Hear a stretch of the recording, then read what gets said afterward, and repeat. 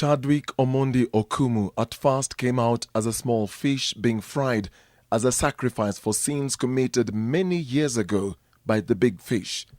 The former chief financial officer was arrested and detained Wednesday night at Muthaiga police station, and after spending a few hours at a Milimani court basement, was released on a police bond.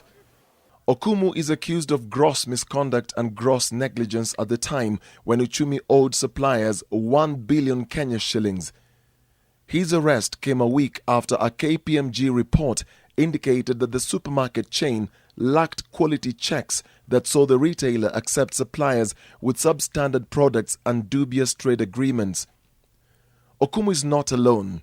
His former CEO, Jonathan Ciano, is expected to report to the Director of Criminal Investigations Friday to explain his involvement in manipulating financial books in the 10 years he was in charge.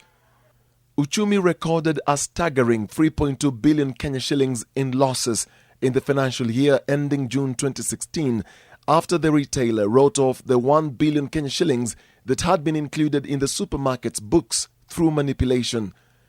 The KPMG report reveals that top managers may have been involved in a cover-up of illicit financial transactions, with records being manipulated to confuse the board of directors and bribes being demanded from suppliers to process payments.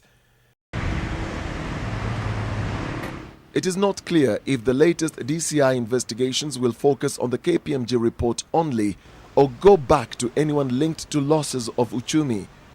Since its shocking collapse on Madaraka Day in 2006, the supermarket has come off death watch only to be thrown back in when mismanagement again becomes the leadership style. After the 2006 shutdown, when the supermarket's doors were chained shut and 1,200 workers lost their jobs, the name on most analysts' lips was that of Chris Kirubi, the billionaire investor who was then serving as board chairman.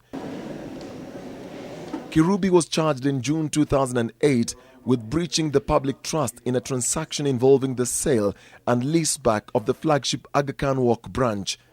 He and his co-accused were acquitted in May 2011 after the judge ruled that they had no case to answer. The reprieve that the public, shareholders, suppliers and shoppers expected with the retail chain's readmission onto the stock exchange in May 2011 was short-lived when the chain fell back into financial trouble in 2015. Suppliers were not being paid, its operations in Tanzania and Uganda were in trouble, and its shelves were increasingly empty. Now, Okumu and Ciano are the names that are the center of one of Kenya's saddest episodes of corporate mismanagement. The cabinet has promised to bail out Uchumi on condition that those responsible for the supermarket's chain's financial woes take full responsibility. Dennis Okari, NTV.